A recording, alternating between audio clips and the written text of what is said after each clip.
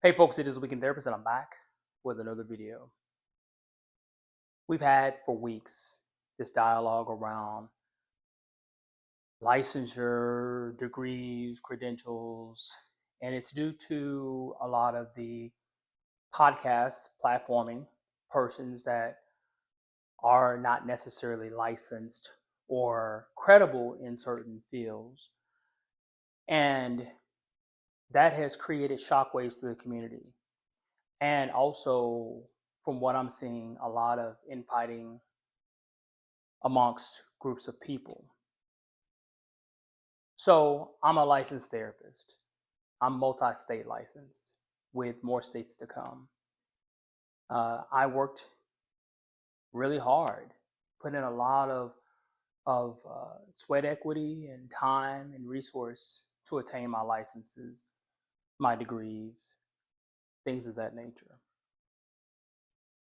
But what I want to share is there's nuance in this conversation.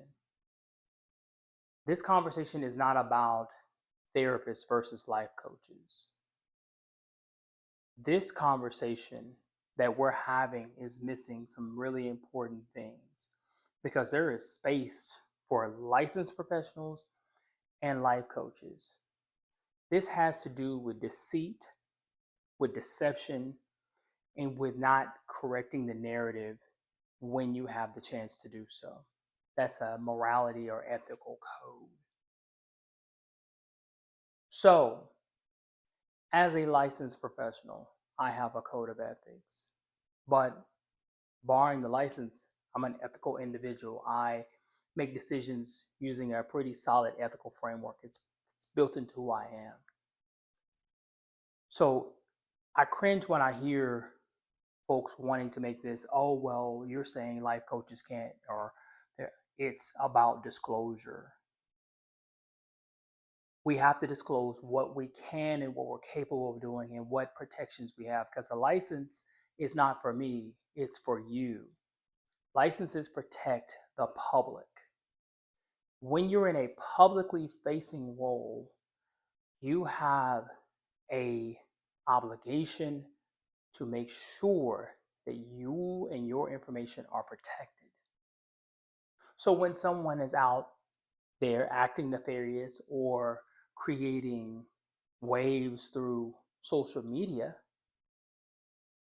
it creates problems for us all. There are ethical life coaches that are responsible to their clients, that are transparent with their clients, that are truthful with what they can and cannot do, and they work hand in hand with licensed professionals such as myself. Like I said in a previous video, is that there are therapists that act unethically, but when they do act unethically, the difference is there is a board and there is an accountability measure that comes with a licensed professional acting in a way that is unethical. So let's move beyond that. Now, there's another conversation, and that is around the degree type, degree educate, that institution, all that. To be fair, I don't play the institution elitism game. I went where I went because it matched my aesthetic, and they had one of the best forensic psychology programs this side of the nation.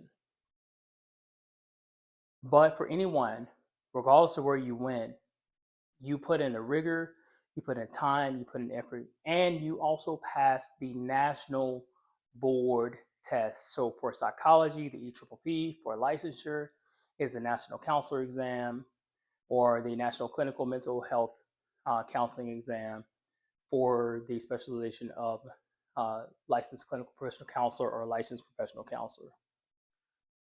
So I am not concerned about where you went.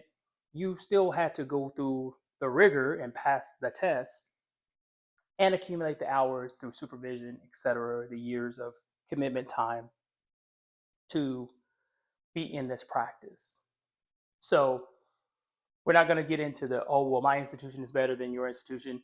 You passed the test, you got the license. Move on.